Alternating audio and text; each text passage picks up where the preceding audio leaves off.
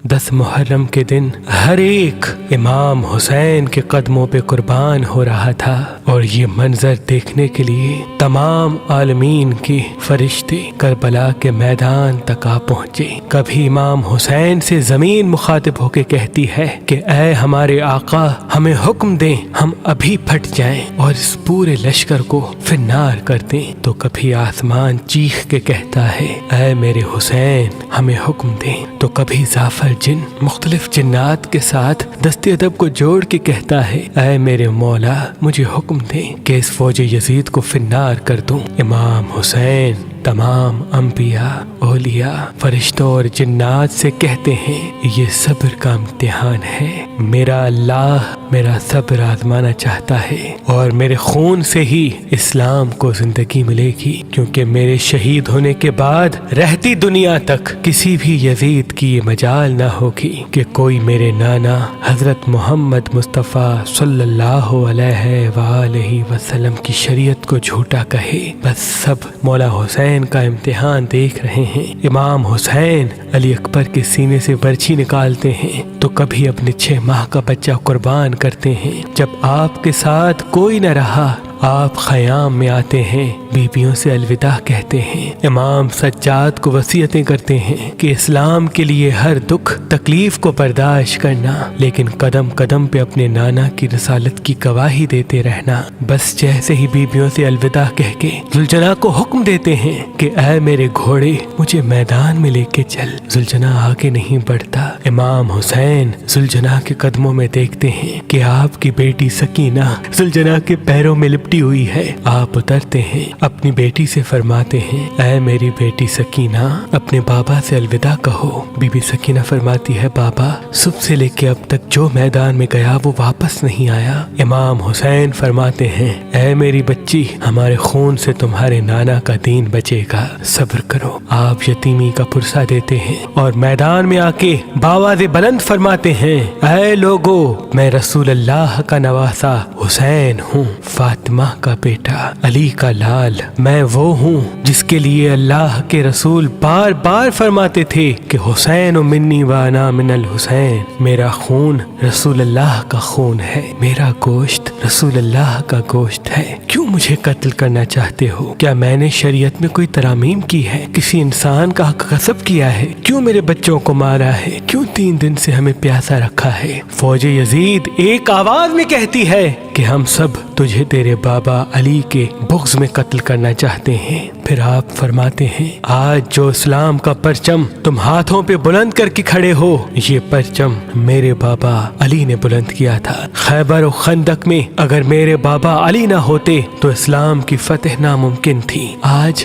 اس علی کو یہ صلہ دے رہے ہو کہ اس کی اولاد کو اس بیابان میں بھوکا و پیاسا کر کے قتل کر رہے ہو۔ بس عمر بن سعد کہتا ہے کہ حسین کی بات نہ سنو، حملہ کر دو۔ تاریخ نے لکھا امام حسین علیہ السلام کے مد مقابل جو بھی آیا وہ فنار ہوا۔ زمین پہ اس سے پہلے ایسی جنگ نہ دیکھی گئی کہ ایک 3 دن کا بھوکا پیاسا شیر کی طرح لڑ رہا ہے اور فوج دور دور بھاگ رہی ہے۔ بالآخر شمر عمر بن سعد نے یہ سوچا کہ یہ علی کا شیر ہے، اس سے مقابلہ کرنا ناممکن ہے۔ پوری فوج کو کہتے ہیں کہ ایک ساتھ امام حسین پہ حملہ کیا جائے، لیکن کوئی بھی امام حسین کے قریب نہ جائے۔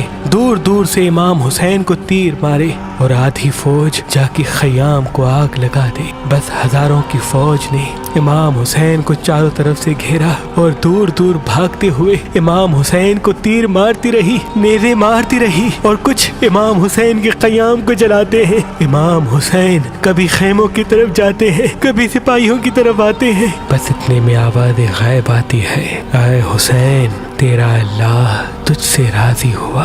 امام حسین تلوار کو روک لیتے ہیں۔ فوجی اشکیا جیسے ہی امام حسین کی رکی ہوئی تلوار دیکھتے ہیں تو وہ لوگ جو امام حسین کو دیکھ کے بھاگ گئے تھے وہ بھی قریب آنے لگتے ہیں، اور دور دور سے جس کے ہاتھوں میں جو چیز ہوتی ہے وہ امام حسین کی طرف پھینکنے لگتے ہیں۔ تاریخ نے لکھا جس کے پاس نیزے تھے وہ نیزہ مارنے لگا، جس کے پاس تیر تھے وہ تیر مارنے لگا، جس کے پاس تلواریں تھی وہ تلواریں مارنے لگا۔ جس کے پاس مارنے کے لیے کچھ نہ تھا وہ کربلا کی گرم زمین سے مٹی اٹھاتا اور امام حسین کی طرف پھینکتا۔ تاریخ نے لکھا آپ کے جسم پہ اتنے تیر تھے کہ آپ کا جسم مبارک دور سے نظر تک نہیں آ رہا تھا۔ آپ نے چاہا کہ آپ اللہ کے دربار میں سجدہ کریں۔ آپ اپنے آپ کو گھوڑے کی زین سے زمین کی طرف لے کے جاتے ہیں، لیکن آپ کے جسم مبارک پہ تیر اتنے تھے، نہ آپ زمین پہ تھے نہ گھوڑے کی زین پہ تھے، تیروں کے مسلح پہ تھے۔ یہ منظر تمام انبیاء دیکھ کے زارو قطار رو رہے تھے۔ بس جو بھی امام حسین کا سر کاٹنے کے لیے قریب آئے، امام حسین کے چہرے میں ان کو رسول اللہ کا چہرہ نظر آئے اور وہ چیخ کے دور چلا جائے۔ بس شمر نے کہا یہ کام مجھ سے ہونا ہے۔ بس شمر قریب آتا ہے، امام حسین کے سر سے امامہ اتارتا ہے، آپ کے بالوں میں ہاتھ ڈالتا ہے، چھری کو گلے پہ رکھتا ہے، پہلی ضرب چلاتا ہے۔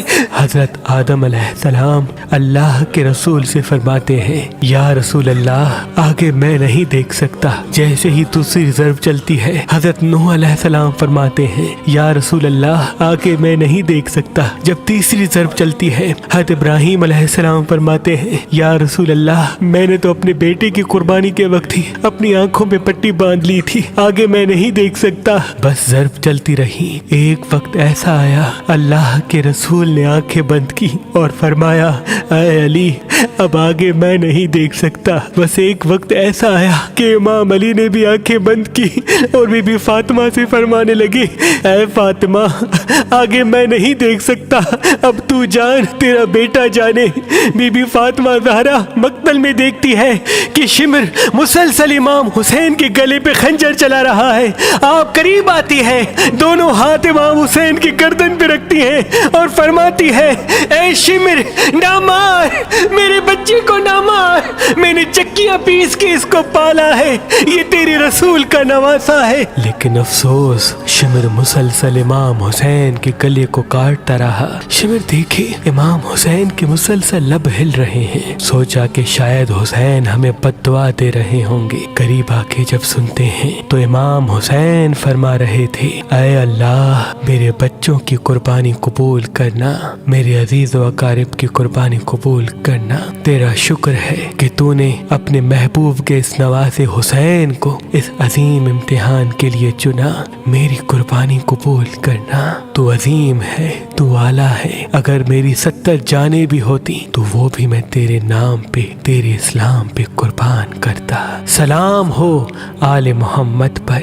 سلام ہو رسول اللہ کے خاندان پر، جنہوں نے ہر تکلیف کو برداشت کر کے قیامت تک اسلام کو زندہ کر دیا، قیامت تک اسلام کو زندہ کر دیا۔